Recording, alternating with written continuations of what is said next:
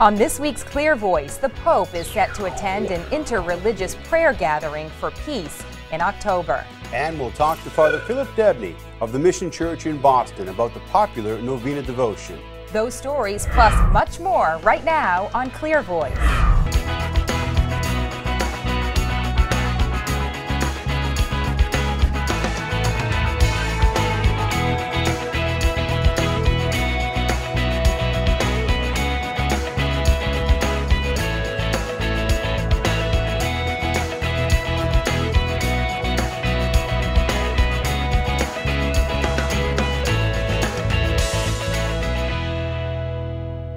Hello everyone and welcome to Clear Voice. I'm John Monahan. And I'm Christine Caswell. We begin by heading to the fishing village of Ancona, Italy. That's where Pope Benedict met young engaged couples to share a special message: embrace the freedom of fidelity. He also warned against living together, saying that taking steps too early can sabotage a relationship. And the Pope also spoke to parents about the best way to educate children.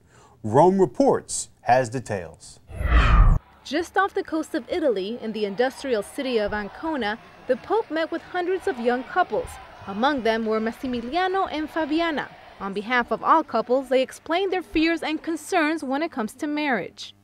La fragilità dei legami che vediamo sciogliersi con facilità intorno a noi ci turba.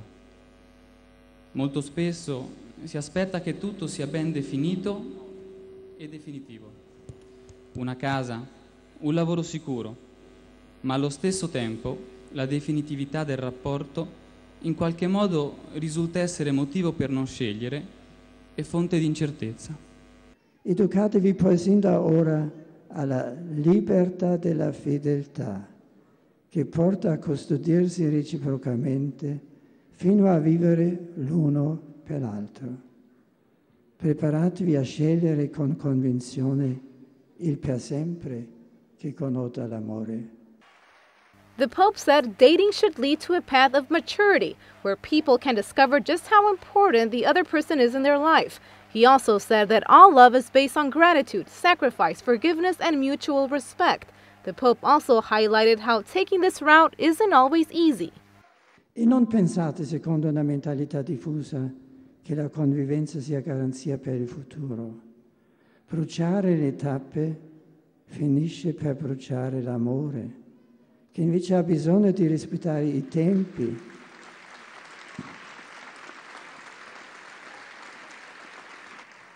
e la gradualità nelle espressioni.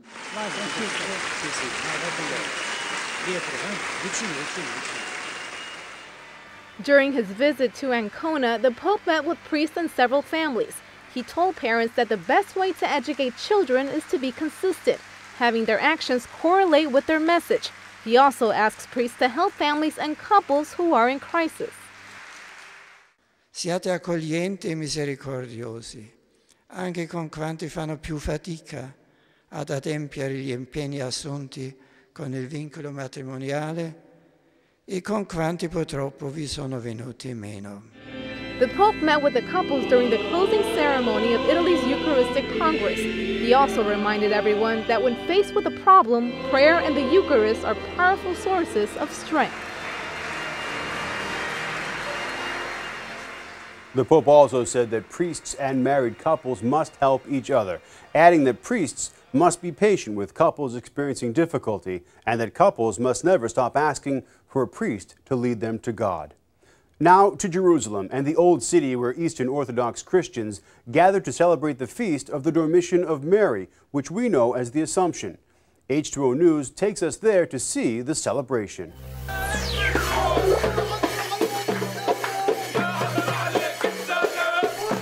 Prayers, hymns, and devotion in recent days along the streets of the Old City of Jerusalem, where one could see the traditional procession for the Feast of the Dormition of Mary, as the Eastern Christians call it.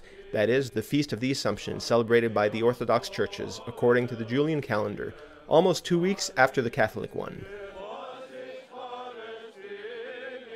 On August 27th, a crowd of people led by the Greek Orthodox Patriarch processed with the icon of the Sleeping Virgin from the seat of the Greek Orthodox Patriarchate of Jerusalem towards Gethsemane. They arrived at the church where the tomb of the Blessed Virgin is venerated, and which is recognized by an authoritative tradition as the place where Mary was assumed into heaven.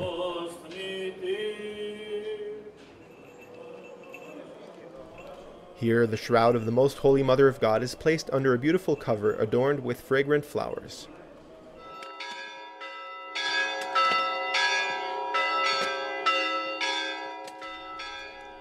On the last day of the feast, there is another solemn procession, a return trip with the Holy Shroud, again towards the Greek Orthodox Patriarchate.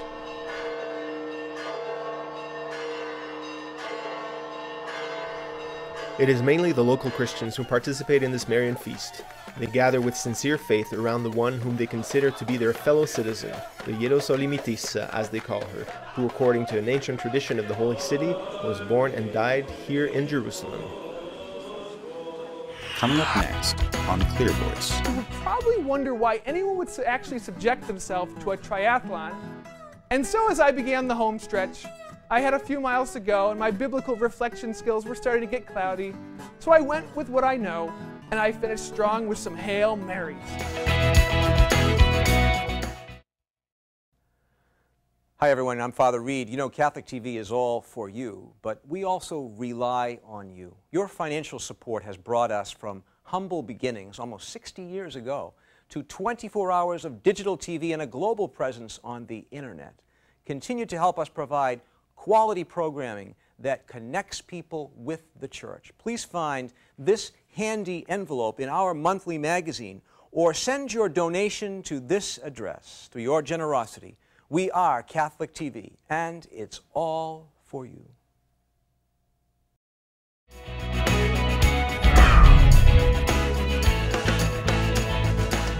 From 1935 to 1970, Mission Church in Boston held 8 novena services every Wednesday. There were 3 evening services broadcast over speakers in the lower church to help accommodate overflowing crowds from the massive upper church. Father Joseph Manton was the legendary and prolific preacher who led the novena to Our Lady for years. Father Joseph Adamek continued that tradition after Father Manton, and now Father Philip Dabney leads the novena every Wednesday. Catholic TV's Kevin Nelson had a chance to sit down with Father Dabney to talk about the history and the significance of this great devotion. These devotions really had their heyday beginning in the late 1930s, all the way up to the 1960s, Vatican II. And at one time, they were held every Wednesday. And you would have as many as 15,000 people coming on Wednesdays to attend these devotions. And there were at least 8 services a day. And the last service was 9 o'clock. I mean, I meet people who talk about in the 1950s who brought their dates. This was their Friday night or their Wednesday night date. They would bring their date here to the devotion, and then they would go off to some restaurant afterwards. But the first thing was to go to the devotion. So it was part of their social life. As I said before, social services and family services were a very important component of this community. And people felt, you know, the size of the crowds. There were so many people coming that they had to use the lower church as well. And there would be literally buses from Brigham Circle all the way up Tremont Street, all the way down here to where Columbus Avenue, waiting to pick people up at the end of the service, and delivered them as well. And they came by subway, they came by, you know, bus. Car was a commodity in those days. The American Redemptorists created a special novena booklet, which is still in print. And it was that booklet which became kind of the structure by which the novenas were held. And everyone had one of these small booklets that could be put in a woman's purse, carried in your back pocket. And they consisted of 3 novena prayers, which would be said alternately every week. So 1 prayer every week, plus other prayers like prayers for the sick, and there would be the prayer for commitment to Mary. There would be intercessions. So I think today the service goes about a half hour, but probably before it went longer, probably an hour. But today it lasts about a half hour.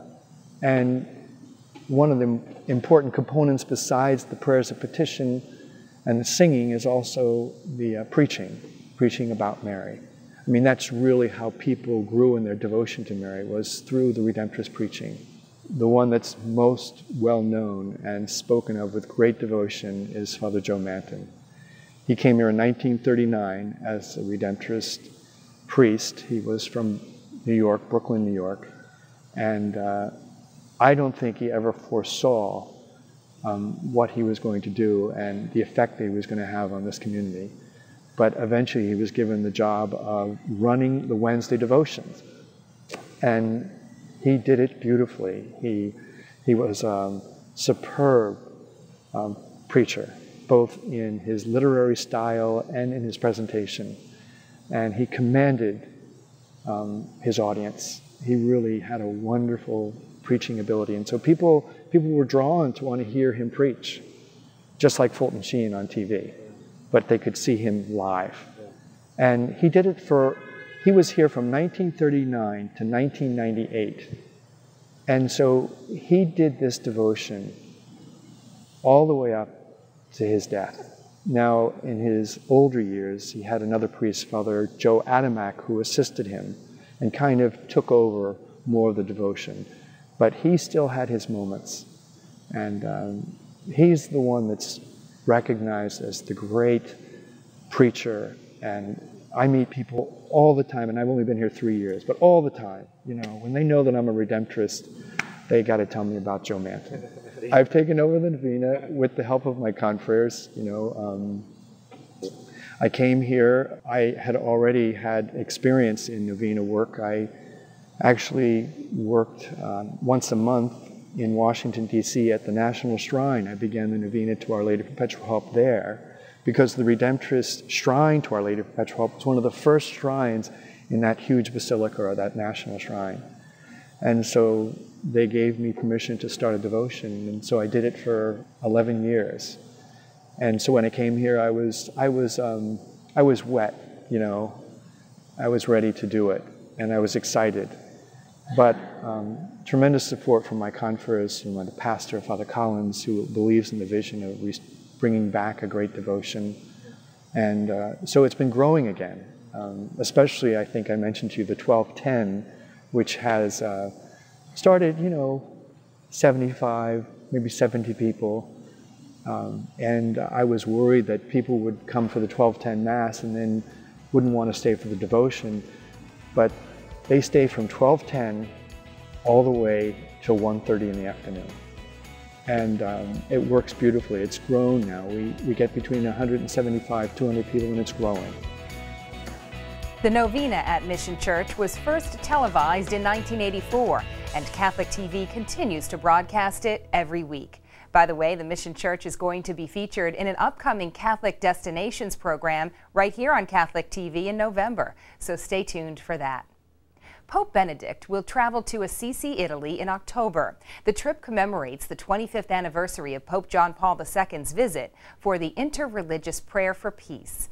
The novice director for the Franciscan Friars of Atonement in Assisi spoke with Catholic News Service, and he offers some interesting correlations on what was prayed for in 1986 and what needs prayers now.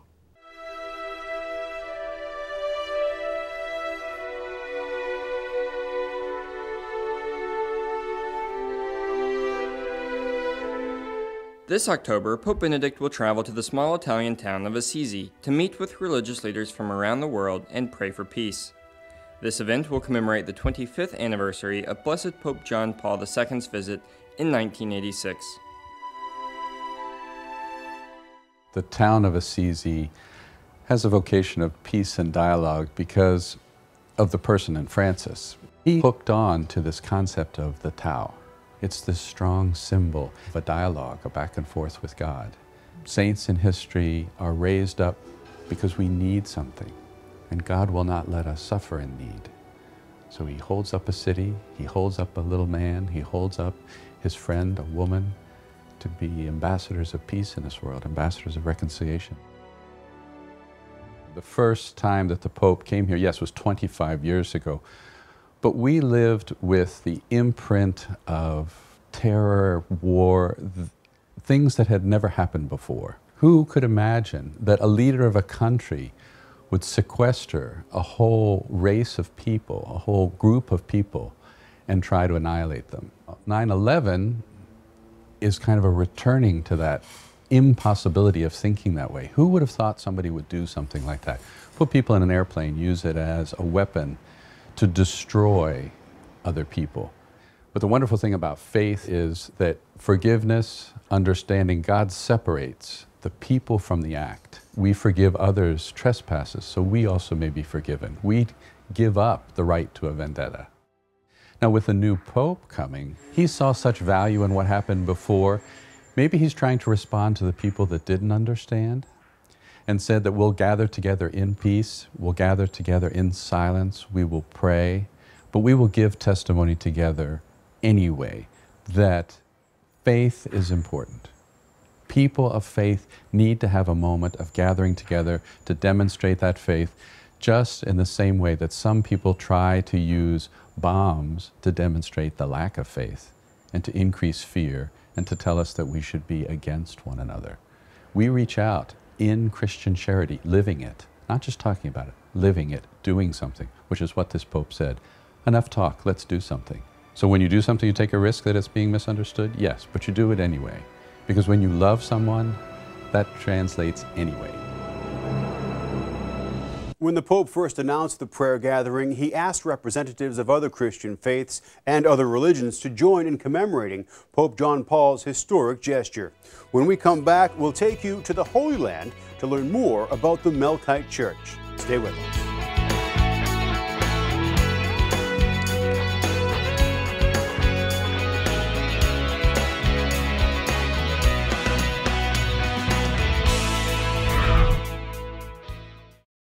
CatholicTV.com has many ways for visitors to stay connected and informed with all that's going on at Catholic TV. When you visit your Catholic Broadband Network website, make sure you check out the navigation icons in the lower left of each page. Click on one of the icons and you could be transported to Catholic TV's blog or become a Catholic TV fan on Facebook, or find out what's going on at this very moment at Catholic TV on Twitter. And if you want to watch the latest Catholic TV videos, click on the YouTube icon to get to Catholic TV's YouTube page. So many options, so many ways to stay up to date with all that is Catholic TV. Drop by CatholicTV.com today.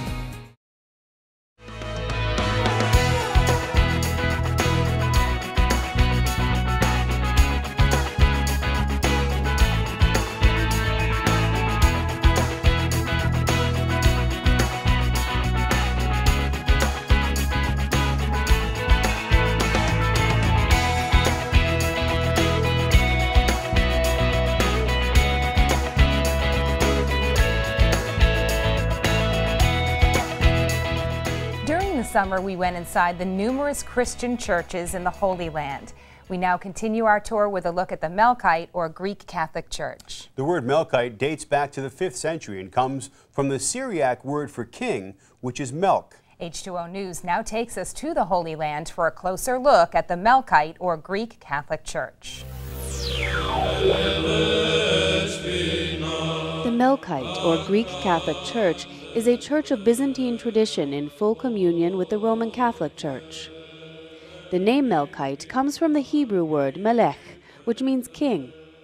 In contrast with the non-Chalcedonian churches, the term was long ago used to designate the churches that followed the doctrine of the Council of Chalcedon in 451, which the emperor supported. The Melkites are thus the Christians of Byzantine rite of the Patriarchates of Alexandria in Egypt, Antioch in Syria, and Jerusalem in Palestine.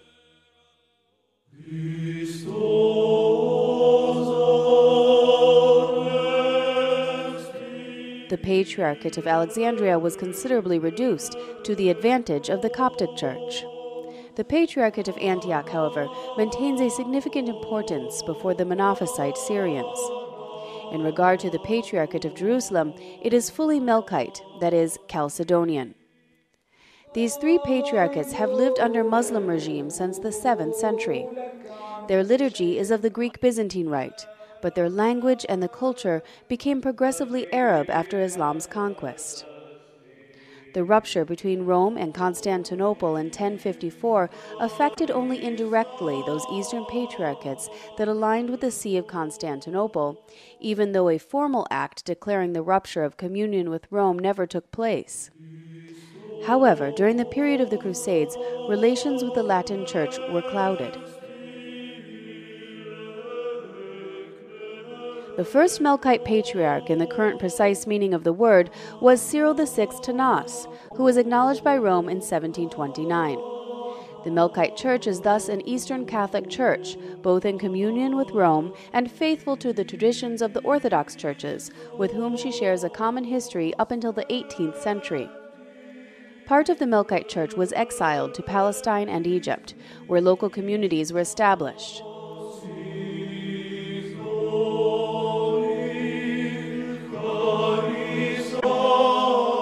With the blessing of Pope Clement XIV in 1772, this situation led to the expansion of the jurisdiction of the Patriarchate of Jerusalem. Since 1837, the Melkite Patriarch bears the title of Patriarch of Antioch and all the East, of Alexandria, and of Jerusalem.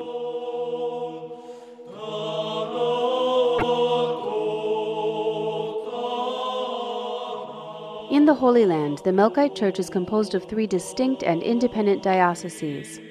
The first is the Melkite Patriarchal Exarchate of Jerusalem, settled in the Old City of Jerusalem near the Jaffa Gate. It numbers 3,500 faithful spread throughout 8 parishes in Jerusalem, Bethlehem, and its surroundings, Raphidia, Ramallah, and Taibeh. The diocese runs 3 schools and 5 religious and monastic communities. The second diocese is the Melkite Archeparchy of St. John of Acre. Only after 1804 did the first Melkite bishops begin to reside there. The archdiocese is composed of 32 parishes and 12 religious and monastic communities. In addition, a type of halfway house for released detainees was created in 1982. The archdiocese also runs 7 schools. It comprises nearly 63,000 faithful, the largest Christian community in Galilee. Finally, there is the Melkite Archeparchy of Petra and Philadelphia, which was founded in 1932 by the Holy Melkite Synod with Rome's approval. The new Petra-Philadelphia See is an archdiocese that has jurisdiction over Jordan and its residents in Amman. It has 31,000 faithful in 31 parishes, with 6 religious communities and 10 schools. Though the Melkite Catholic Church came back into communion with Rome in 1724, they maintained their own leader, the Melkite Greek Catholic Patriarch of Antioch. Currently, he's Patriarch Gregory III and was elected to the office in 2000. Now it's time once again in the show when we take a look at the many significant events that have taken place this week in the Church. This week in the Church on September 16, 2010. Pope Benedict XVI was greeted by Prince Philip upon his arrival in Scotland. He was the second pontiff to visit the United Kingdom since 1534, when King Henry VIII separated the Church of England from the Roman Catholic Church. On September 17, 1224, during a period of prayer and fasting on Mount Alvernia in Italy, St. Francis of Assisi became the first known person to receive the stigmata, the crucifixion scars of Christ. On September 18, 1759, during the French and Indian War, Quebec was surrendered by the French to the British. It was the peace settlement 4 years later that brought a large Catholic population into Britain's North American Empire. And on September 20th, 1870, Italian troops took control of the Papal States. This led to the eventual incorporation of Rome into the Kingdom of Italy and limited papal governing authority to the Vatican itself and a small district around it. It also led to the unification of Italy. And those are just a few of the events that happened this week in the Church. This week, our old friend Matt Weber talks about suffering, triathlons, and prayer. And Matt reflects on the fact that training spiritually is just, if not more important than training physically.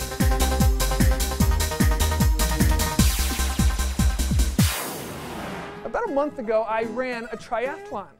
See, there I am. Please don't confuse the outfit for underwear. This is a family channel, of course. And what a triathlon consists of is a 1/4-mile swim in the ocean, a 12-mile bike, and a 3.1-mile run, consecutively, in the hot heat of a shadeless Saturday morning. And usually I don't subject my body to such pain, but this was a goal of mine.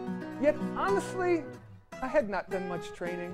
And about 2 miles into the bike ride, I realized, crud, I wish I'd trained. This really hurts. So as I trudged along, regrettably, I thought, well, I haven't physically been training, but I suppose spiritually, I think I've been preparing for this my entire life. I'm Catholic. Suffering's like second nature to me. I fasted during Lent, silent recess for weeks in Catholic schools. You want to talk endurance? Job could definitely bike 12 miles after a swim and probably wouldn't even complain about it. Jesus, he carried that cross a lot longer than 3.1 miles. As I continued on, my triathlon heroes were not athletes, but saints and biblical figures who would probably wonder why anyone would actually subject themselves to a triathlon. And so as I began the home stretch, I had a few miles to go and my biblical reflection skills were starting to get cloudy, so I went with what I know, and I finished strong with some Hail Marys. 35 in fact, maybe more, but I think I started to lose my counting abilities towards the end. And if you want to call this a modern day parable, let the lesson be this. Fools who don't physically train for triathlons, they can complete a triathlon with spiritual strength and prayer. But I must say, spiritual training does little in the healing of blistered feet and chafing of areas I cannot further discuss on Catholic TV. My brother-in-law is a triathlete. He's actually an Ironman. Wow, that's impressive. I've done legs, I've done the swimming part and the biking, not the running, but someone who does the whole thing, hats off to him and to Matt as well. It's all about the preparation. Right, no easy task.